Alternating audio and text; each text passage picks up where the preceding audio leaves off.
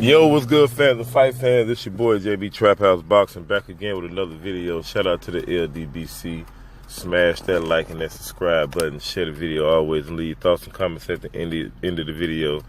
And if you're looking for the exclusive street news, go subscribe to Urban Media Fix and hit that notification icon bell so you don't miss this heat that's being dropped from Urban Media Fix. Also, go subscribe to the Smoke City Mobcast and hit that notification icon bell also 2 times so you don't miss that heat that's been dropped every Wednesday night, 9 o'clock p.m. Eastern Standard Time.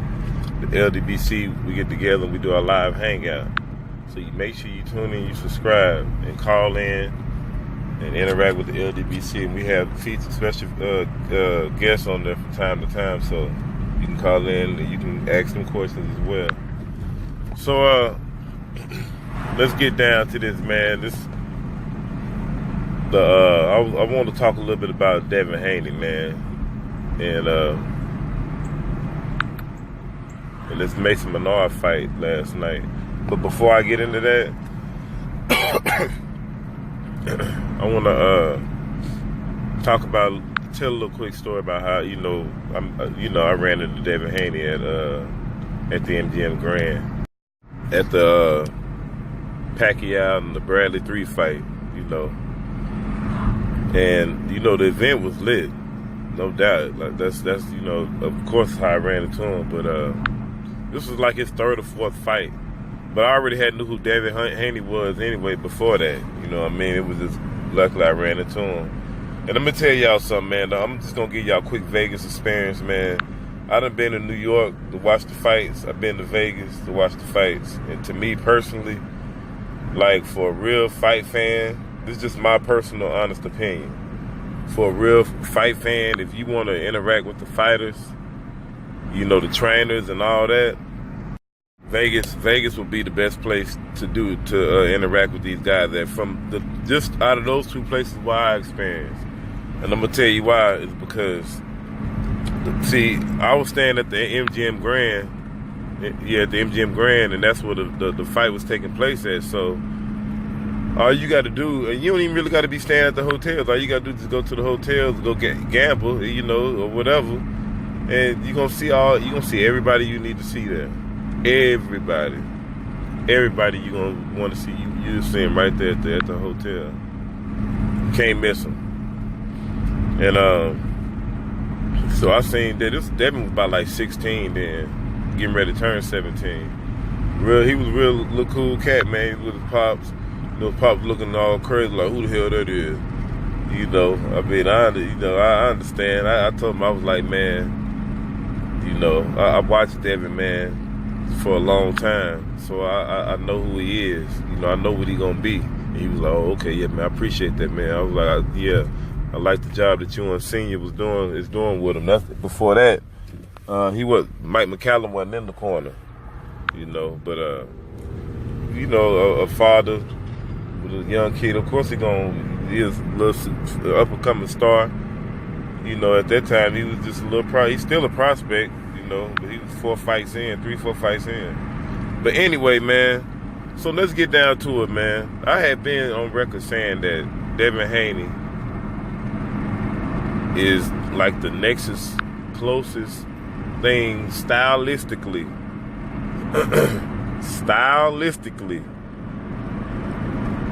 like a young Floyd Mayweather. Stylistically, a young Floyd Mayweather, a pretty boy. Yeah, he got other fighters mixed in with him too, but, and I had been saying, out of all these up-and-coming guys, out of all of them, I said, Devin Haney is the guy I like the most. And I'm going to tell you something. A lot of people thought in that sparring session that Shakur Stevenson got the best of Devin Haney. I didn't think so. But, whatever, it was just sparring. I thought I kind of gave the edge to Devin, to be honest with y'all. It could have been a draw. But anyway, it's just sparring, whatever. But let's get down to the fight, man. I thought that Devin Haney did a good job, excellent job last night. Just dismantling Mason Menard. Shout out to Mason Menard, man. Mason Menard You know, he displayed good sportsmanship after the fight, man. You know, he didn't make any excuses at all. He gave the man his props, and he kept him moving. And he was even willing to work with him in camps, you know, after this. So I salute the man for that. I can't ask, you know, him and his team was very fair, you know. So that's what I'm talking about. You know, you take it like a man and keep it moving. What is that? You know, ain't no excuses. But yeah, but he dismantled. He picked Mason Menard apart and stopped him in the 9th round, TKO stoppage. And he did, man. Devin Haney did spectacular last night. I mean, he did. And even though I already knew he was gonna beat up Menard like that, because I seen Menard's style, and I know that's not a style that's gonna be able to beat no damn Devin Haney. You know, that stiff, upright, come forward style, that robotic shit, that ain't gonna, that's not a style that can beat Devin Haney. You know, that's just what it is. I knew that wasn't gonna be it. But you know, his trainer was trash. You know, his trainer waited till the last minute to tell him to work off his jab and make it ugly and all that. That should have been the game plan the whole time, throughout the whole camp. That's the only thing you should have been working on. You knew this guy don't have the boxing ability to outbox no goddamn Devin Haney. Are you out of your mind? Come on, man. I don't know where they get some of these trainers from, man. Some of these trainers, man, are horrible. It's real talk, man. They be like, where the fuck they get these dudes from? But Devin Haney did a good job using his jab, man. He worked off his jab all night, and that's what I be talking about, the importance of the jab. I stress that all the time. Stress it all the time about that jab. He didn't get a chance to display too much body punching, you know, because, I mean, he didn't really have to. If he would have been going to the body as much, he would have had himself in harm's way to get caught. So he didn't really have to. He did a good job of controlling the range, keeping that jab working, throwing ones and twos, sometimes threes, maybe a little forehand there. But punch combinations, I ain't saying like the exact punch combination. And you know, he boxed beautifully, on his feet, moving.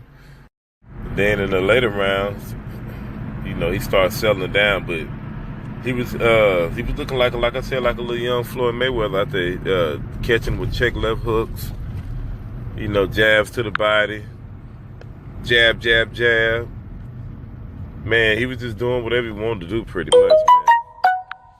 Like I say, he looked wonderful out there. But but Devin Haney is the future, man. No doubt about it. He's the future. It's going to be hard to beat Devin Haney. It's going to be hard to outbox Devin Haney. Out of all these guys coming up now, I don't really see too many of these guys able to outbox him. You're going to have to beat him. You're going to have to rough him up and beat him. You're going to have to come with some untraditional type style to trouble him. I'm just being honest with you. That's just how I see it. The kid is something special. I'm not saying that none of those guys probably won't beat him.